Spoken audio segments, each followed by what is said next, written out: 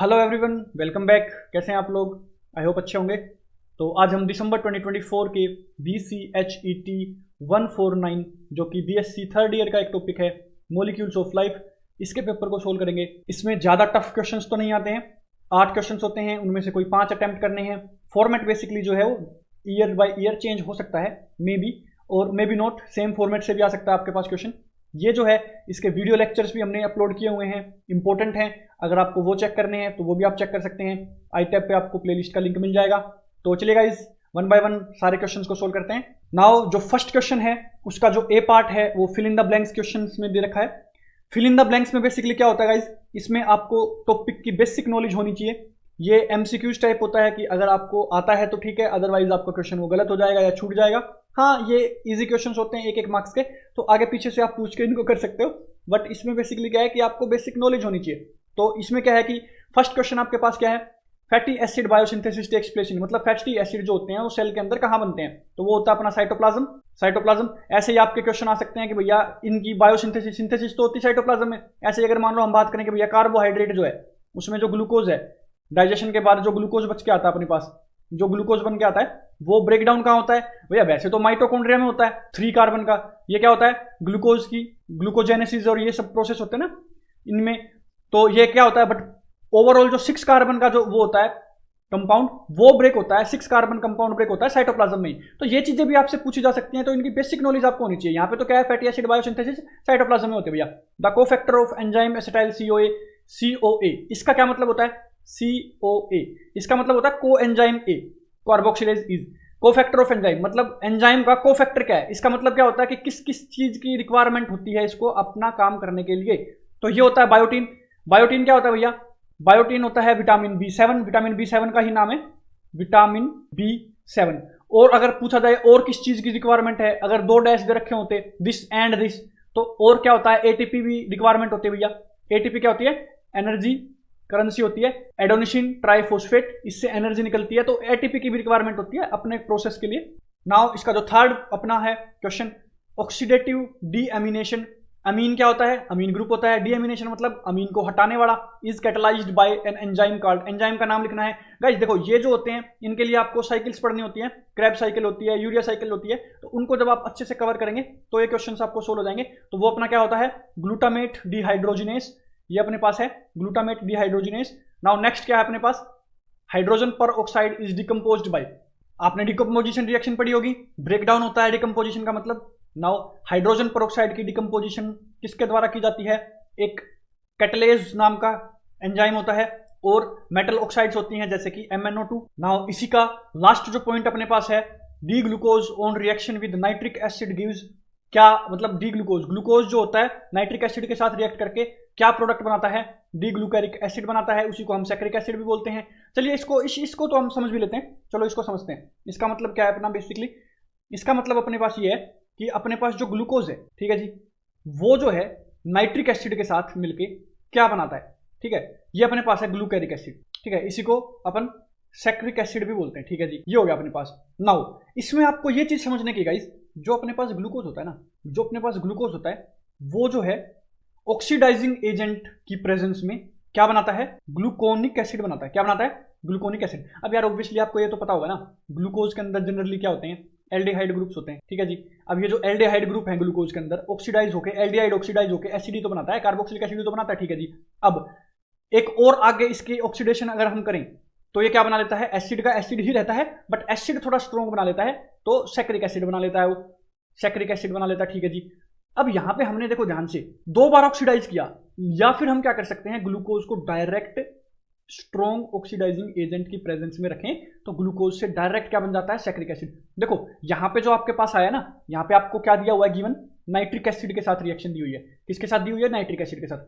अगर nitric acid के साथ ना दी होती, यहां पे सिर्फ ऑक्सीडेशन रिएक्शन की बात करी होती, तो आप यहां पे क्या बनाते? Gluconic acid, D gluconic acid बनाते। यहां पे क्योंकि नाइट्रिक एसिड दे दिया, क्योंकि nitric acid strong oxidising agent है, वेरी स्ट्रॉन्ग ऑक्सीडाइजिंग एजेंट है, इसीलिए जो ग्लूकोज है डी ग्लूकोज, वो ग्लूकोनिक एसिड ना बनके डायरेक्ट क्या बन जाता है? ग्लूकैरिक एसिड बन जाता है, जिसको हम सैक्रिक एसिड भी बोलते हैं। नाउ फर्स्ट का बी पार्ट अगर हम देखें तो इसमें हमारे पास क्वेश्चन है, why is sucrose a non reducing sugar while maltose is a reducing sugar। देखो सबसे पहले आपको समझना पड़ेगा सुक्रोज क्या होता है, फिर समझना पड़ेगा मेल्टोज क्या होता है, फिर ये समझना पड़ेगा रिड्यूसिंग शुगर क्या होते हैं, कैसे बनते हैं, ठीक है। उसके बाद आप ये क्वेश्चन कर पाओगे। तो सुक्रोज में सबसे पहले क्या होता है, सुक्रोज होता है भैया डाइसैकेराइड। क्या होता है, डाइसैकेराइड। अब डाइसैकेराइड्स क्या होते हैं, ऐसे कार्बोहाइड्रेट्स होते हैं जिसमें दो मोनोमेरिक यूनिट जुड़ी होती हैं। कितनी, दो मोनोमेरिक यूनिट्स जुड़ी हुई होती हैं, ठीक है जी। ऐसे ही माल्टोज भी क्या होता है, डाइसैकेराइड होता है। माल्टोज भी क्या होता है, डाइसैकेराइड, इसमें भी दो यूनिट जुड़ी होती हैं, ठीक है जी। ना जो सुक्रोज होता है उसके अंदर कौन कौन सी होती हैं, एक तो होती है ग्लूकोज, एक होता है फ्रक्टोज। एक तो होता है ग्लूकोज और दूसरा क्या होता है अपने पास, फ्रक्टोज। फ्रक्टोज जो होता है अपने पास वो एक कीटोनिक ग्रुप है। कौन सा ग्रुप है, कीटोनिक ग्रुप है, जिसके अंदर सेकंड कार्बन के ऊपर अपने पास ऑक्सीजन डबल बॉन्ड होता है, जो नॉर्मल अपना स्ट्रक्चर होता है उसका, ठीक है जी। फिशर प्रोजेक्शन जो अपनी नॉर्मल होती है, हैवोर्ट स्ट्रक्चर तो ये हो जाते हैं। नाउ उसके बाद अगर हम बात करें दूसरा इसकी, तो एक तो हो गई यूनिट कौन सी, फ्रक्टोज की यूनिट, दूसरी ग्लूकोज की यूनिट। तो ग्लूकोज के अंदर क्या होता है अपना CHO ग्रुप होता है, एल्डिहाइड ग्रुप होता है, ठीक है जी, एल्डिहाइड ग्रुप होता है। नाउ मेल्टोज की अगर बात की जाए तो मेल्टोज के अंदर दोनों ही क्या है, डी ग्लूकोज के ग्रुप होते हैं, दोनों ही क्या है, ग्लूकोज की यूनिट्स होती हैं। देखो ये भी डाइसैकेराइड है, ये भी डाइसैकेराइड है, इसके अंदर एक ग्लूकोज एक फ्रक्टोज, इसके अंदर क्या होता है, दोनों ही ग्लूकोज के, ठीक है जी। अब हमें जानना है कि रिड्यूसिंग शुगर क्या होते हैं। चलिए देखते हैं रिड्यूसिंग शुगर क्या होते हैं। देखो रिड्यूसिंग शुगर क्या होते हैं, जो दूसरे को रिड्यूस कर दें, जो दूसरे को रिड्यूस कर दें। तो दूसरे को जब रिड्यूस करते हैं तो खुद क्या होते हैं, ऑक्सीडाइज, खुद क्या होते हैं, ऑक्सीडाइज। अब एक बात ध्यान से सोचनी है गाइस, इसमें ना कंफ्यूजन होता है, रिड्यूसिंग शुगर खुद कैसे ऑक्सीडाइज हो जाएंगे भाई, जब उनका नाम ही रिड्यूसिंग शुगर है। तो देखो रिड्यूसिंग शुगर का क्या मतलब है, रिड्यूसिंग शुगर का मतलब है कि वो दूसरों को रिड्यूस करेंगे, तो खुद क्या होंगे, ऑक्सीडाइज, खुद क्या होंगे, ऑक्सीडाइज। तो खुद अगर वो ऑक्सीडाइज हो रहे हैं तो ऑब्वियसली दूसरों को रिड्यूस करेंगे, तो इसीलिए उनको क्या बोल दिया, रिड्यूसिंग शुगर। अब ध्यान से देखो, रिड्यूसिंग शुगर का मतलब दूसरों को ऑक्सीडाइज करना है, दूसरों को ऑक्सीडाइज करने का मतलब कुछ ऑक्सीडाइज करने वाली चीज प्रेजेंट होगी तभी तो वो ऑक्सीडाइज कर पाएंगे ना। रिड्यूसिंग शुगर का क्या काम है, दूसरों को रिड्यूस करना। दूसरों को रिड्यूस कब करेंगे, जब खुद ऑक्सीडाइज होंगे। खुद ऑक्सीडाइज होने के लिए भी उनके पास कुछ ऐसी चीज होनी चाहिए ना जिसमें वो ऑक्सीडेशन कर सके, ठीक है जी। इसीलिए रिड्यूसिंग शुगर वो शुगर्स होती हैं जिनके अंदर CHO ग्रुप, एल्डिहाइड ग्रुप या फिर कीटोन ग्रुप फ्री प्रेजेंट हो। क्या प्रेजेंट हो, फ्री। अभी इससे जस्ट पहले हमने बात करी थी कि ग्लूकोज के अंदर क्योंकि CHO ग्रुप एल्डिहाइड ग्रुप होता है तो उसको हम स्ट्रॉन्ग ऑक्सीडाइजिंग एजेंट की प्रेजेंस में ऑक्सीडाइज कर देते हैं, ऑक्सीडाइज हो जाता है और क्या बन जाता है, एसिड बन जाता है। कौन सा एसिड था स्ट्रॉन्ग ऑक्सीडाइजिंग एजेंट में, सैक्रिक एसिड। अभी इससे पहले वाले क्वेश्चन में हम पढ़ के आए जस्ट, ठीक है जी। तो रिड्यूसिंग शुगर में अगर ये प्रेजेंट है फ्री, देखो होते तो ये सब में ही है, अगर ये फ्री प्रेजेंट है या तो क्या एल्डिहाइड या क्या कीटोन, अगर फ्री प्रेजेंट है तो वो रिड्यूसिंग शुगर होंगी। अब हमने सुक्रोज समझ लिया क्या होता है, कौन कौन सी मोनोमेरिक यूनिट है। मेल्टोज समझ लिया क्या होता है, कौन कौन सी मोनोमेरिक यूनिट है, दोनों में ग्लूकोज है, एक ग्लूकोज एक फ्रक्टोज है। रिड्यूसिंग शुगर समझ लिए कि भैया खुद ऑक्सीडाइज होंगे, दूसरों को रिड्यूस करेंगे, प्रेजेंट क्या होना चाहिए, फ्रीली एल्डिहाइड या कीटोन, ठीक है जी। अब ये चेक करते हैं कि क्यों सुक्रोज नहीं होता है रिड्यूसिंग शुगर और क्यों मेल्टोज होता है। अब ध्यान से देखो, इसके अंदर जो बॉन्डिंग बनी हुई है वो 1 कार्बन टू 4th कार्बन है, ठीक है जी। 1 कार्बन टू, एक मिनट गई, इसमें है 1 कार्बन टू 2nd कार्बन। देखो ये फर्स्ट कार्बन है, ये सेकंड कार्बन है, ये फर्स्ट कार्बन, तो first to second carbon, first carbon of glucose, first carbon of glucose और सेकंड कार्बन ऑफ फ्रक्टोज की बॉन्डिंग। अब ध्यान से देखो, फर्स्ट कार्बन के अंदर इसमें एल्डिहाइड ग्रुप होता है जो कि बॉन्डिंग में आ गया है, फ्रीली प्रेजेंट नहीं है। नाउ इसके स्ट्रक्चर की अगर हम अच्छे से बात करें, इसके स्ट्रक्चर की अगर हम बात करें तो ग्लूकोज का स्ट्रक्चर क्या होता है, देखो CHO एंड यहाँ पे C 1 2 3 4 5 CH2OH, 6 कार्बन होते हैं। नाउ थर्ड कार्बन पे जो OH लगा होता है उसकी डायरेक्शन लेफ्ट साइड होती है, बाकी सभी की किस तरफ होती है, राइट साइड। रिमेनिंग को हम H से फिल कर देंगे, ठीक है जी। अब ध्यान से देखो गाइस, इसमें जो फर्स्ट कार्बन है ना उसी के अंदर क्या है, CHO ग्रुप है। CHO ग्रुप फर्स्ट कार्बन पे ही है ना, तो अगर फर्स्ट कार्बन फ्री होगा तभी हमारे पास चांसेस होंगे कि CHO ग्रुप अपने पे फ्री मिल जाएगा, ठीक है। ऐसे जब मैं फ्रक्टोज की बात करूं तो फ्रक्टोज का क्या होता है, CH2OH और सेकंड कार्बन पे अपने पास क्या होता है, कीटोन ग्रुप होता है। सेकंड कार्बन पे क्या होता है, कीटोन ग्रुप। अगर सेकंड कार्बन हमें फ्री मिल जाए, सेकंड कार्बन फ्री मिले, बॉन्डिंग में ना आया हो, तो सेकंड कार्बन पे अपने पास क्या मिलेगा, ये हो सकता है कि फ्री कीटोन मिल जाए और वो ऑक्सीडाइज हो जाए, दूसरे को रिड्यूस कर दे, यही बात है ना। नाउ देखो चेक करो, इसमें अगर हम चेक करें तो फर्स्ट कार्बन ऑफ ग्लूकोज जिसपे CHO होता है वही बॉन्डिंग में आया हुआ है, देखो बॉन्डिंग बना रखी है, ग्लाइकोसिडिक लिंकेज बना रखी है ना उसी से, और यहाँ पे जो ग्लाइकोसिडिक लिंकेज बना रखी है सेकंड कार्बन से है। क्योंकि अब इनके पास फ्री प्रेजेंट नहीं है तो ये खुद ऑक्सीडाइज नहीं हो सकते, इसीलिए ये रिड्यूसिंग शुगर्स नहीं है। मतलब सुक्रोज तो रिड्यूसिंग शुगर नहीं है, ये तो पता चल गया। मेल्टोज की बात कर लेते हैं भैया। मेल्टोज में फर्स्ट कार्बन ग्लूकोज है अपने पास। ग्लूकोज का देखो ये फर्स्ट कार्बन, इस ग्लूकोज का ये फर्स्ट कार्बन, ठीक है, समझ में आ रहा ना। इसका ये फर्स्ट कार्बन है, इसका ये फर्स्ट कार्बन है, ठीक है, डन। अब इसका फर्स्ट कार्बन बॉन्डिंग में आया हुआ है ग्लाइकोसिडिक बॉन्डिंग में, और इसका फर्स्ट कार्बन नहीं आया हुआ। 2 यूनिट थी, एक यूनिट का तो आ रखा है, दूसरी यूनिट का नहीं आ रखा। दूसरी यूनिट का कौन सा है? 4th कार्बन है, ठीक है जी। तो इसमें 1 to 4th carbon glycosidic linkage होती है मेल्टोज के अंदर। तो इस कार्बन का जो CHO ग्रुप होता है वो अपने को फ्री मिल सकता है। इस कार्बन का CHO ग्रुप अपने को फ्री मिल सकता है, इसीलिए मेल्टोज इज अ रिड्यूसिंग शुगर। तो यही अपने पास क्वेश्चन था।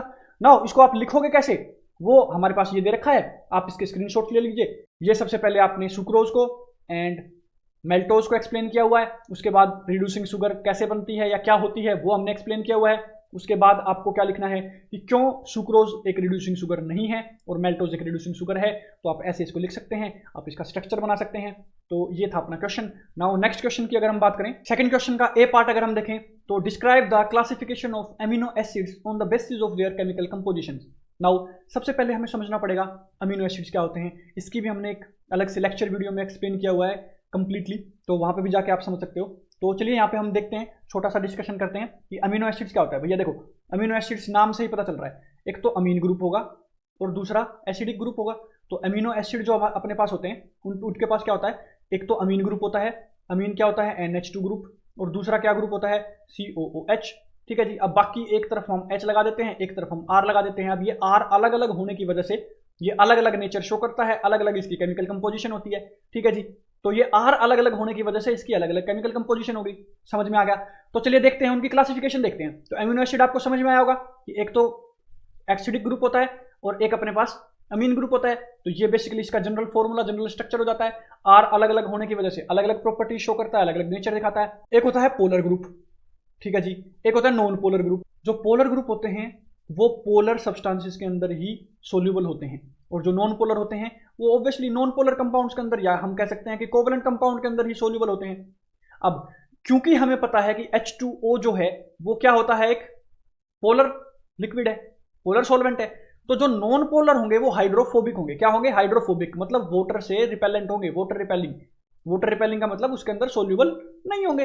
तो इसलिए नॉन पोलर जो होते हैं वो हाइड्रोफोबिक होते हैं, ठीक है जी। तो नॉन पोलर एमिनो एसिड्स का हमने पढ़ना है, तो उसकी देखते हैं ये R क्या क्या होगा, उसके अंदर क्या क्या हो सकता है। तो एग्जांपल्स के लिए अगर R H लगा हुआ है, जैसे मान लो यहाँ पे हमने R की बात करी थी कि एक तरफ COOH था, एक तरफ अपने पास क्या था NH2, ठीक है जी, एक तरफ हमारे पास H था और एक तरफ यहाँ पे जो R की जगह हमने H लगा दिया, तो क्या बन जाएगा? ग्लाइसिन। ये रहा देखो, एक तरफ भी H लगा दिया। अब इसी की तरफ हमने CH3 जोड़ दिया, यहाँ पे H की जगह CH3 जोड़ दिया, जैसे ये रहा एलेनाइन। वैसे ये है वेलाइन में ये जोड़ देंगे, लूशीन में ये जोड़ देंगे, आइसोल्यूशिन के अंदर ये जोड़ देंगे, आइसोल्यूशिन के अंदर ये जो होता है कंप्लीट होता है, इसमें बॉन्डिंग यहाँ से होती है। ये जो कार्बन है, ये जो कार्बन है, ये जो कार्बन है, यहाँ से लिंकेज होती है क्योंकि शो कर रखा है। तो ये अपने पास है। नाउ ये एलिफेटिक होते हैं। नाउ ऐसे ही हमारे पास एरोमेटिक हो सकते हैं। एरोमेटिक में क्या होता है, एक रिंग टाइप स्ट्रक्चर जुड़ा हुआ होता है। जैसे मान लो इसकी बात करें, इसकी अगर हम एक, चलो इसका एक स्ट्रक्चर बना के देख लेते हैं। इसमें क्या होगा, इसमें यहाँ पे R की जगह क्या जुड़ा हुआ होगा, CH2 से जुड़ा हुआ होगा, और CH2 के साथ एक क्या जुड़ी होती है, बेंजीन की चेन जुड़ी हुई होती है। नाउ ये 6 कार्बन की चेन है, ये ऐसे ऐसे और ऐसे होती है, ठीक है, 6 कार्बन की चेन है। तो ये एक फिनाइल ग्रुप जुड़ा हुआ है। ऐसे सिमिलरली ये होता है, इसमें भी एक बेंजीन रिंग जुड़ी हुई होती है, सॉरी इसमें भी एक रिंग चेन जुड़ी हुई होती है, बेंजीन की तो नहीं होती। फिर होते हैं सल्फर कंटेनिंग, जिनके अंदर यहाँ पे मान लो जो भी चेन जुड़ी हुई है उसमें सल्फर ग्रुप भी आ जाएगा। जैसे कि ये रहा, इसको ये अपने पास है मिथियोनिन, जिसके अंदर क्या होता है, यहाँ से जुड़ा हुआ होता है CH2, CH2S, CH3। ये अपने पास अगर जुड़ा हुआ है तो वो बेसिकली क्या हो जाएगा, MET से इसको डिनोट करते हैं। नाउ ये जो अपने पास हैं ये सारे के सारे क्या होते हैं, वाटर रिपेलेंट होते हैं, हाइड्रोफोबिक होते हैं, नॉन पोलर नेचर के होते हैं। नाउ नेक्स्ट केमिकल कंपोजिशन की अगर हम बात करें तो क्या होते हैं, पोलर। अब यार ऑब्वियसली पोलर हैं तो क्या होंगे, ये पोलर सॉल्वेंट्स के अंदर डिसोल्व हो जाएंगे, तो वाटर रिपेलेंट नहीं होते, तो ये हाइड्रोफिलिक नेचर के होते हैं। हाइड्रोफिलिक क्या होता है, बेसिकली फिलिक का मतलब होता है लवर, और हाइड्रो मतलब वाटर, तो वाटर से लवर होता है, मतलब ऑब्वियसली वाटर अट्रैक्टिंग होता है, ठीक है जी। उसके बाद ये कैसे कैसे हो सकते हैं, इनके अंदर एक तो OH ग्रुप हो सकता है प्रेजेंट, एक अमीन ग्रुप हो सकता है, अमाइड ग्रुप, NH2 ग्रुप हो सकता है प्रेजेंट, ठीक है जी। थर्ड क्या होते हैं, सल्फर भी प्रेजेंट हो सकता है इसके अंदर। तो हाइड्रोक्सिल वाले के एग्जांपल क्या है, सीरीन और थ्रियोनिन, जैसे कि ये स्ट्रक्चर आपको गिवन है, ये सीरीन का हो गया, ये थ्रियोनिन का हो गया। नाउ अमाइड ग्रुप के प्रेजेंट में ये आर की जगह ये जुड़ा हुआ होगा। नाउ ग्लूटामीन के अंदर इसको डिनोट करते हैं GLN से, और इसमें यहां से जुड़ा हुआ होगा और एक NH2 मतलब अमाइड ग्रुप प्रेजेंट होगा। तो आर की जगह क्या लगा होगा, ये कंप्लीट ग्रुप लगा हुआ होगा उस आर की जगह। ठीक है जी। सल्फर कंटेनिंग भी हो सकते हैं, यहाँ पे CYS से डिनोट किया जाता है, सिस्टीन नाम होता है। इसमें क्या होता है, CH2SH ग्रुप जुड़ा हुआ होता है। जैसे मान लो हम बात करें COOH, साथ में अपने पास क्या है C, इधर NH2 जुड़ा हुआ है, तो एक कार्बोक्सिलिक ग्रुप हो गया, एक NH2 ग्रुप हो गया, एक तरफ H और दूसरी तरफ क्या जुड़ा हुआ है, R की जगह ये वाला ग्रुप जुड़ा हुआ है CH2SH, ये ग्रुप जुड़ा हुआ है। तो ये क्या बन जाता है अपने पास, सिस्टीन। तो आई होप ये आपको समझ में आया होगा। अगर इसमें कोई डाउट्स आते हैं तो आप कमेंट सेक्शन में पूछ सकते हैं, हम मोस्ट प्रोबेबली उसको सोल्व करने की कोशिश करेंगे। नाउ नेक्स्ट इसका जो अपने पास होता है वो होता है एसिडिक नेचर का। अब देखिए गाइस, इसमें ना देखो एक एसिडिक ग्रुप होता है, एक बेसिक ग्रुप होता है। एसिडिक ग्रुप कौन सा होता है इसके अंदर, एमिनो एसिड में एसिडिक ग्रुप कौन सा होता है, COOH ग्रुप वाला, ऑब्वियसली कार्बोक्सिलिक एसिड वाला। और एक होता है बेसिक ग्रुप, एक क्या होता है, बेसिक ग्रुप। बेसिक ग्रुप कौन सा होता है, NH2। अब ये NH2 बेसिक कैसे हो गया भैया, देखो लोन पेयर डोनेट जो कर सकते हैं उनको बेसिक नेचर में हम काउंट करते हैं। नाइट्रोजन के पास एक लोन पेयर होता है, ये लोन पेयर डोनेट कर सकता है, तो इसको बेसिक मानते हैं। ठीक है जी। तो एसिडिक वाले में क्या होगा, COOH वाला जो ग्रुप होगा वो क्या हो जाएगा, ज्यादा हो जाएगा, मोर नंबर हो जाएंगे। देखो इसमें क्या है, COOH वाले तो 2 हैं और बेसिक वाला NH2 वाला 1 है, तो 2 एसिडिक हैं, 1 बेसिक है, तो उसका ऑब्वियसली नेचर क्या हो जाएगा, एसिडिक नेचर हो जाएगा। ऐसे ही जैसे हम बात करें, ये था एस्पार्टिक एसिड, इसका स्ट्रक्चर आपको याद रखना है। एक है ग्लूटामिक एसिड, इसका भी स्ट्रक्चर आपको याद रखना है। इसमें देखिए एक ये है, एक ये है, इसमें भी 2 एसिडिक ग्रुप हैं और एक NH2 है। अब आप कहोगे कि भैया इसमें और इसमें अलग क्या, अंतर क्या, देखो ना इसके अंदर एक CH2 यहाँ पे जुड़ा हुआ है, एक CH2, स्ट्रक्चर तो अलग है, ऑब्वियसली नंबर ऑफ कार्बन भी अलग है। 2 एसिडिक ग्रुप है, एक बेसिक ग्रुप है, समझ में आया। तो ये क्या हो जाते हैं, एसिडिक हो जाते हैं, acidic amino acids. Now basic में क्या होगा, NH2 ग्रुप ज्यादा होंगे। तो देखिए बेसिक के अंदर क्या होता है, एमिनो एसिड ग्रुप ज्यादा होते हैं, जैसे कि लाइसिन। इसके अंदर देख सकते हो आप, एक ये NH2 ग्रुप है, एक ये NH2 ग्रुप है, 2 NH2 ग्रुप है, मतलब बेसिक ग्रुप कितने हो गए, बेसिक ग्रुप हो गए 2। ठीक है जी। और एसिडिक ग्रुप देखिए एक है COOH, तो कितना है, COOH ग्रुप कितने हैं, 1 ग्रुप है। तो ये देखिए ऑब्वियसली क्या हो गया, बेसिक नेचर का हो गया, इसलिए बेसिक एमिनो एसिड हो गया। नाउ एक होता है Arginine, ARG से इसको डिनोट करते हैं। देखिए एक NH2 ग्रुप, दूसरा NH2 ग्रुप, एक NH ग्रुप ये रहा जिसमें डबल बॉन्ड उनके साथ है। तो देखिए एक सिर्फ क्या है, COH ग्रुप है, तो इसके अंदर बेसिक ग्रुप ज्यादा हो गए, बेसिक ग्रुप ज्यादा हो गए किससे, एसिडिक ग्रुप से। तो एसिडिक से बेसिक ज्यादा हो गए, तो ये क्या हो गया, बेसिक एमिनो एसिड्स का पार्ट हो गया। तो आई होप ये आपको समझ में आया होगा। आप इनकी डेफिनेशन भी लिख सकते हो। एक्स्ट्रा एमिनो एसिड हमने बात कर दी, एक्स्ट्रा अमीन ग्रुप होगा इसके अंदर, ठीक है, NH3 ग्रुप एक्स्ट्रा होगा, और इस केस में क्या होगा, एक्स्ट्रा COO ग्रुप होगा। तो आप डेफिनेशन भी लिख सकते हो, एग्जाम्पल भी लिख सकते हो। नाउ इसके बाद सेकंड का बी पार्ट जो अपने पास है सेकंड क्वेश्चन का, वो क्या है, आइसोइलेक्ट्रिक पॉइंट को हमें डिफाइन करना है और एक्सप्लेन करना है। ग्लाइसिन जो कि एक अमीनो एसिड होता है, उसकी टाइट्रेशन कर को। ठीक है जी। नाउ आइसोइलेक्ट्रिक पॉइंट क्या होता है, आइसोइलेक्ट्रिक पॉइंट जो होता है अमीनो एसिड का, वो एक pH होता है, जो जिसपे क्या होता है, जो मॉलिक्यूल होता है उस पे नेट कोई चार्ज नहीं होता और वो as a zwitter ion exist करता है। अब ये ज्विटर आयन क्या होता है इसकी भी हम बात करेंगे। At this pH the amino acid does not migrate in an electric field because the positively and negatively charge cancel each other. तो ओवरऑल जो अपने पास अमीनो एसिड का मॉलिक्यूल होता है वो क्या हो जाता है, न्यूट्रल हो जाता है। ठीक है जी, समझ गए। तो इसके अंदर क्या होता है, देखो नाउ हम ग्लाइसिन को ही ले लेते हैं क्योंकि ग्लाइसिन का ही हमसे पूछ रखा है। तो ग्लाइसिन का स्ट्रक्चर क्या होता है, COOH, और एक तरफ अपने पास अमीन ग्रुप होता है NH2, दोनों तरफ H जुड़ा होता है। तो ये अपने पास क्या है, ग्लाइसिन एक अमीनो एसिड होता है। ठीक है जी, ये तो अपने को समझ में आ गया। नाउ आइसोइलेक्ट्रिक पॉइंट समझने से पहले आपको टाइट्रेशन समझनी पड़ेगी कि टाइट्रेशन हम कैसे करते हैं, क्या होती है। ये एक एक्सपेरिमेंटल प्रोसेस है केमिस्ट्री का, इसको आप लैब में परफॉर्म करते हो। देखो जी, सबसे पहले होता है डीप्रोटोनेटेड, प्रोटोनेटेड। इसके अंदर क्या होता है कि H+ आयंस जो होते हैं वो नहीं होते हैं प्रेजेंट। तो इसके अंदर बेसिकली अपने पास क्या होता है, H+ आयन प्रेजेंट नहीं होते हैं। तो इसके अंदर बेसिकली क्या होता है, एनाइनिक फॉर्म के अंदर प्रेजेंट होता है। ठीक है जी। उसके बाद उसके अंदर हम क्या करते हैं, एसिड डालते रहते हैं, तो वो क्या होता है, एनाइनिक से न्यूट्रल फॉर्म में आता है। एनाइनिक से तो ऑब्वियसली न्यूट्रल फॉर्म में आएगा जब H+ इसके अंदर ऐड हो रहे हैं। फिर वो जो न्यूट्रल पॉइंट होता है उस टाइम उसका जो pH होता है उसको बोलते हैं आइसोइलेक्ट्रिक पॉइंट। क्या होता है, आइसोइलेक्ट्रिक पॉइंट। चलिए इसको समझते हैं। इसमें सबसे पहले हम बात करें, इसका डिप्रोटोनेटेड फॉर्म क्या होगा, इसका H+ जो है उसको हटा दे पहले। तो पहले क्या लेंगे, एनाइनिक फॉर्म में ले लेंगे, COO- ले लेंगे। ठीक है जी। तो ये क्या होगा, COO- H एंड इधर है NH2। ठीक है जी। तो H+ यहाँ पे नहीं है, तो ये किस फॉर्म में है, नेगेटिव फॉर्म में है, एनाइनिक फॉर्म में है। ठीक है जी, एनायन है। अब हमने क्या किया, इसके अंदर H+ डालना शुरू किया। क्या डालना पिया, H+ डालना शुरू किया। अब H+ डालना शुरू करने का क्या मतलब है भैया, कि एसिड डालना शुरू किया। ठीक है जी। इसमें एसिड डाला तो एसिड डालते ही इसको क्या हो गया, H मिल गया। वो H जो है ऑब्वियसली नेगेटिवली चार्ज पे ये अटैक करेगा, H प्लस अगर है तो नेगेटिवली चार्ज पे आ गया। तो अब देखिए ध्यान से, अब यहां पे जो है ये किस फॉर्म में हो गया, न्यूट्रल फॉर्म में हो गया। किस फॉर्म में हो गया, न्यूट्रल फॉर्म में होगा।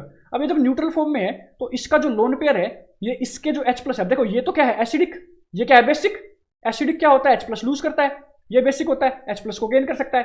तो ये जो H प्लस लूज कर सकता है ये लूज करके इसके पास चला जाएगा। नाउ बना क्या लेगा, देखो CnH3 प्लस, ऊपर H है नीचे H है, COO माइनस। अब आप कहो कि माइनस तो अब भी है, अभी देखो अब प्लस भी तो है ना, पॉजिटिव भी तो है ना उतना ही। इस केस में क्या था, सिर्फ नॉर्मल केस में क्या था, जब एनायन की हमने बात करी थी तो सिर्फ नेगेटिव नेगेटिव था, इस तरफ कोई प्लस नहीं था। अब देखिए इसी को बोलते हैं अपन ज्विटर आयन। क्या बोलते हैं, ज्विटर आयन। देखो है आयन, लेकिन ओवरऑल मॉलिक्यूल की बात की जाए तो पॉजिटिव और नेगेटिव आपस में एक दूसरे को कैंसिल कर देंगे और ये क्या हो जाएगा, न्यूट्रल हो जाएगा। समझ में आई बात, तो ये न्यूट्रल हो गया। तो इस पॉइंट पे जो पीएच होगा, देखो हमने एसिड डाला है, तो इस टाइम पे जो पीएच होगा उसको मेजर करेंगे और वो क्या हो जाएगा अपने पास, आइसो इलेक्ट्रिक पॉइंट। क्या हो जाएगा अपने पास, आइसो इलेक्ट्रिक पॉइंट। नाउ आगे क्या करेंगे, और फर्दर उसमें H डालते रहेंगे, ठीक है जी, और फर्दर H डालते रहेंगे। अब और H प्लस डाल रहे हैं तो देखो अब और क्या होगा, ये देखो CCOO माइनस था, इस तरफ क्या था NH3 प्लस था, ठीक है जी, ऊपर H था नीचे H था, ठीक है, और H प्लस डाल दिया। अब और H प्लस डालते ही तो वो इस पे भी अटैक कर देगा ना, इस पे भी अटैक कर देगा। अब क्या हो जाएगा, अब कैटायन फॉर्म में हो जाएगा। किस फॉर्म में हो जाएगा, कैटायन फॉर्म में हो जाएगा। तो ग्लाइसिन GLy+1 की फॉर्म में हो जाएगा। पहले सबसे पहले शुरू किससे किया था, GLy नेगेटिव फॉर्म से शुरू किया था, -1 से। बीच में क्या आ गया था, ज्विटर आयन की फॉर्म आ गई थी, GLy 0 की फॉर्म आ गई थी ना, 0 चार्ज था उस पर। हाँ चार्ज था बट ओवरऑल क्या था, प्लस माइनस कैंसिल कर रहा था। अब वो H प्लस आके इस पे भी अटैक कर गया तो क्या बन गया, NH3+, ठीक है जी। साथ में क्या है C, अब यहाँ पे देखो ये H से नहीं N से जुड़ा हुआ है, ऊपर H है नीचे H है और COOH। अब ध्यान से देखिए एक प्लस चार्ज है पूरे के ऊपर, है प्लस चार्ज, तो ये कैटायनिक फॉर्म है। तो इसका जो अपना पीएच होता है वो और गिर जाएगा और कम हो जाएगा, क्योंकि और एसिड ऐड किया ना इसमें, तो एसिड ऐड करते जा रहे थे। तो ये होती है बेसिकली इसकी क्या, टाइट्रेशन। नाउ टाइट्रेशन में हमें iso electric point find out करना होता है।